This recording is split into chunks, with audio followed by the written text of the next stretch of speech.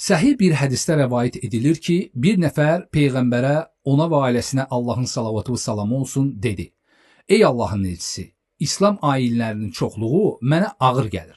Mənə elə bir şey öyrət ki, ondan bərk-bərk yapışım. Peyğəmbər buyurdu: Çalış, dilin daim Allahı zikr etməklə islah qalsın. Hədisi Tirmizi rəvayət etmişdir.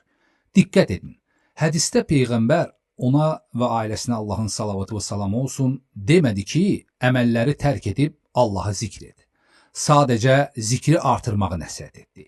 Belə ki, adam ibadətləri yerinə yetirməkdə zəiflik göstərirsə, özündə dastamaz almağa, namaz qılmağa və digər salih əməllər etməyə tənbəllik hiss edirsə, bunun əsl səbəbi qəlbindəki imanın zəifləməsidir. Lakin Peyğəmbərin ona və ailəsinə Allahın salavatı və salamı olsun nəsihətinə əsaslanaraq zikirləri çoxaltdıqda onun qəlbindəki iman güclənir və bunun nəticəsində də ibadətləri yerinə yetirmək ona ağır gəlmir. Çünki uca Allah buyurur: Bilin ki, qəlblər yalnız Allahı zikr etməklə rahatlıq tapır.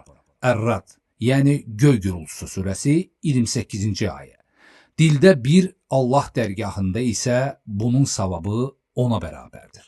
Yəni sən bir Subhanallah, Allah pak və müqəddəsdir deməklə Allah qatında 10 savab qazanırsan. Çox sadə və bəsit. Bu savabı qazanmaq üçün nə pul vermək, nə də əziyyət çəkməyə ehtiyac yoxdur. Bəs sən Allahı zikr edirsənmi?